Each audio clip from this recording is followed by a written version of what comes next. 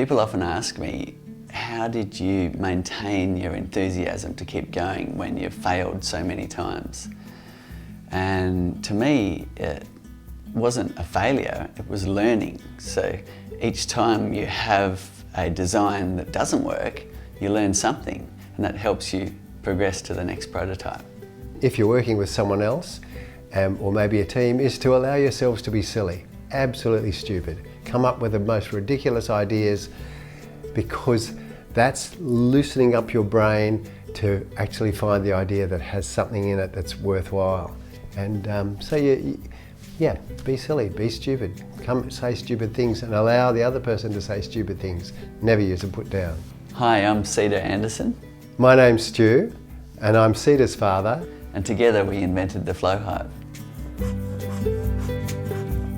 So I was harvesting honey in the conventional way, and that meant taking all of the frames out of the hive, getting in your bee suit, getting your smoker, and then taking those frames to a processing shed and going through that long, labour-intensive process of harvesting honey in the conventional way.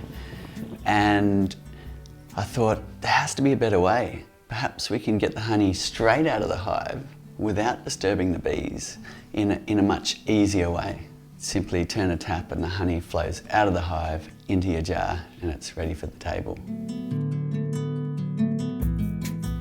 So that really sparked what turned out to be a decade-long prototyping journey. And my dad saw what I was doing and joined in. We sort of clicked together, Cedar and I, in terms of loving to invent things. Even that evening we made up some inventions, ways that we might be able to do it. To my surprise, Cedar went away and started building them. So we tried all sorts of things. We tried to push out the honey with piston plungers. We tried to suck it out. We tried to make complex things inside the hive where capping moved away and the back moved away and the hive was on a tilt. And we failed, and we failed, and we failed. We'd hit a wall again and again because our latest experiment didn't work. And then we'd have another idea, and we sort of knew that idea wasn't going to work, but we built it anyway because we knew we would learn. And it didn't work, even though there's a little part of us hoping it would, but it didn't. Of course it didn't. But we learned about the quality of plastics or the way honey flows and doesn't flow. Every time we tried something, we learned a little bit more. So one morning I woke up and I thought, hang on a second, it doesn't have to be hexagon cells all the time. It could be a hexagon matrix when the bees are filling it with nectar and doing their process of making honey, and then change and pull apart into something else when it's time to drain the honey out. So I quickly got my pencil and I started scribbling things, and I wasn't even out of bed yet. So that was the first light bulb moment. So I set about making this complex prototype which had the use of an old car tyre tube and a suction diaphragm, and I would painstakingly cut with a craft knife all night to create a structure for the bees to then fill with honey. And while I was getting somewhere and it was starting to show promise of working, my father, after a few strong coffees, went, hang on a second, how come we're going this way? How about we go this way? And I suddenly knew exactly what he was talking about. Rushed into the shed and we started to make a brand new prototype, scrapping years and years of work.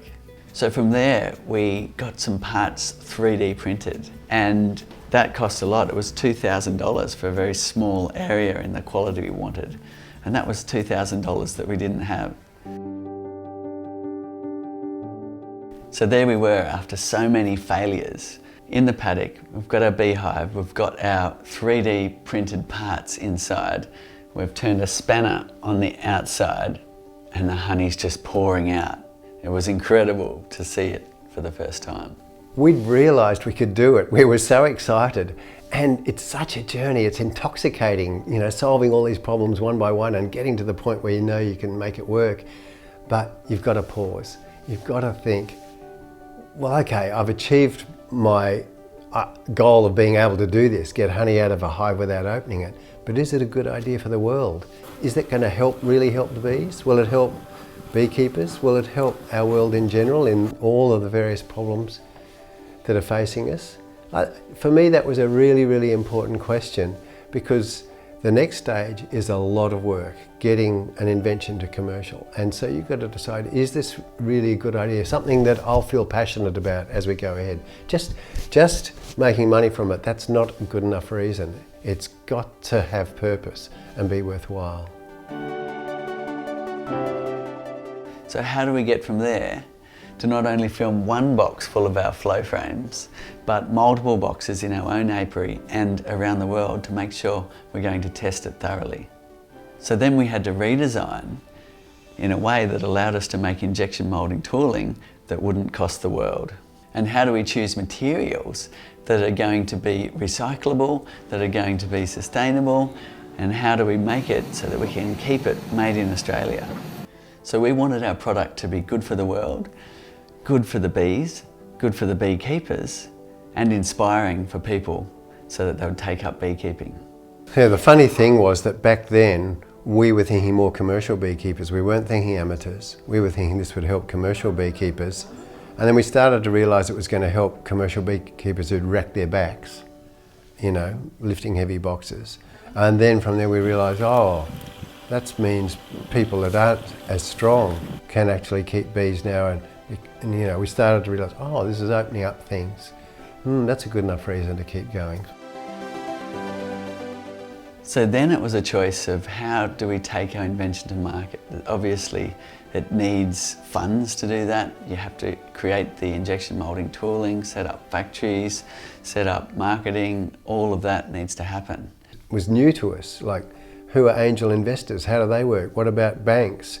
What about if you allow another partner into your business? What does that mean? And Cedar had heard about this crowdfunding. What was that about? You know, so we had a lot of study to do, and we consulted a lot of people, and we talked to other inventors. Some incredible stories of invention, and some of them were about inventors that had lost control of their invention, their baby, you know, and felt that it didn't work, not because it wasn't a good invention, but because the investors squashed it in one way or another. So we started getting a bit scared of going to banks and investors. We focused ourselves on the crowdfunding. So we even went to crowdfunding workshops to teach us how to do a crowdfunding campaign. And they talked about our idea and said, it won't work, it's crowdfunding's for widgets and gizmos. And I walked out and went, stuff that, I'm gonna do it anyway. So with the help of my sister's video talent, we put together a small teaser video, which basically said, here's what we've invented. That honey came out of that hive there without opening it, without disturbing the bees. If you want to know more, put your email in here. And that video got 1 million views in the first 30 hours, and life hasn't been the same since. A week later, we had 70,000 emails from people wanting to know more. And when we pressed go on our crowdfunding campaign, we actually crashed Indiegogo several times from the amount of people pressing refresh. It was incredible. We needed $70,000 in order to make our first injection moulding tooling and start making our product. And we reached that target in 7 minutes, and that was unbelievable. 2 hours later, we were the fastest crowdfunding campaign in the world to reach $1 million. Then it just went on and on, breaking records. Crowdfunding was going so well, millions of dollars was coming in, and Cedar was riding high, and I was going, stop, stop, this is really scary, because what was happening, yes, that money was coming in, but every dollar was an obligation. Every time someone pledged to us, we were going to have to send them a beehive, and there was 130 different countries, and in the end, over 20,000 hives to deliver around the world, and we'd promised it by Christmas, which was 9 months away. Just crazy. 8 weeks later, we had $12.2 million US in pre-orders of our flow hive. So here we are, 5.5 years on, and we're so lucky to have a community all around the world. We have 75,000 orders, people using flow hives in 130 different countries and enjoying harvesting honey and looking after bees in this new way. Most of the things we'll be using in 50 years' time haven't been invented yet, and it's extremely clear that we have problems in our world, and those problems need solving by good ideas and people like you and me putting them into action.